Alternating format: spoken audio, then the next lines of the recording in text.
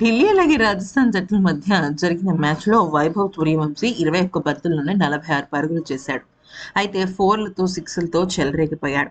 ధ్రువ్ జురెల్‌కు అండగా నిలిచాడు. యశస్వి జైస్వాల్ కొద్దిగా విఫలమైనప్పటికీ కూడా తన బ్యాటింగ్‌తో దుమ్మురేపాడు. ఒక మాటలో చెప్పాలంటే వైభవ్ సూర్యవంశీ ఈ టోర్నమెంట్ ఆసాంతం 1, 2 మ్యాచ్‌లు మినహాయించి ప్రతి మ్యాచ్‌లో కూడా అద్భుతంగా రాణిస్తున్నాడు.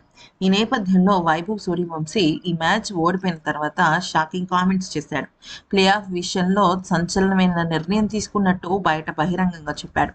అయితే ఇంతకీ వైభవ్ సూర్యవంశీ ఏమన్నాడంటే, నేను జట్టు కోసం ఏదైనా చేయడానికి సిద్ధంగా ఉంటాను. నేనే కాదు, మా జట్టులో ఉన్న ప్రతి ఆటగాళ్ళు కూడా దానికి తగ్గట్టుగానే పనిచేస్తూ ఉంటారు.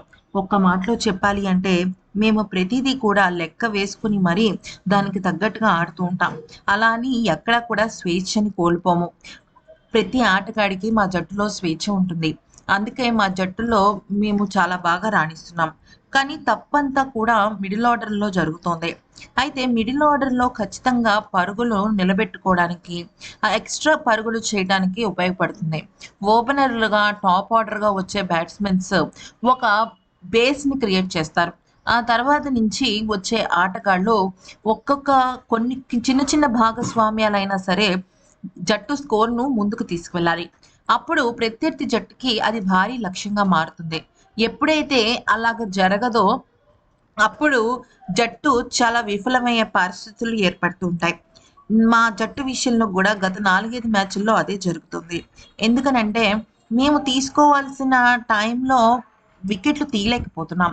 పవర్ ప్లేలో వికెట్లు కోల్పోతున్నాం. ఈ రకంగా మేమైతే చాలా ఇబ్బందులు పడుతున్నాం. కానీ మేము ఖచ్చితంగా ప్లే ఆఫ్‌కి వెళ్తాం. ఆ నమ్మకం మాకుంది. మేము చాలా సందర్భాలలో మ్యాచ్ ఓడిపోయినప్పటికీ తిరిగి మళ్ళీ అద్భుతంగా ఫామ్‌లోకి వచ్చాం. మేము చేసిన తప్పులు ఏంటో మాకు క్లియర్‌గా తెలుస్తున్నాయి కాబట్టి ఖచ్చితంగా మేము ప్లే ఆఫ్‌కి చేరుకుంటాం. ప్లే ఆఫ్‌కి తీసుకువెళ్ళే బాధ్యత మా జట్టు విషయంలో నాదే అంటూ చెప్పుకొచ్చాడు.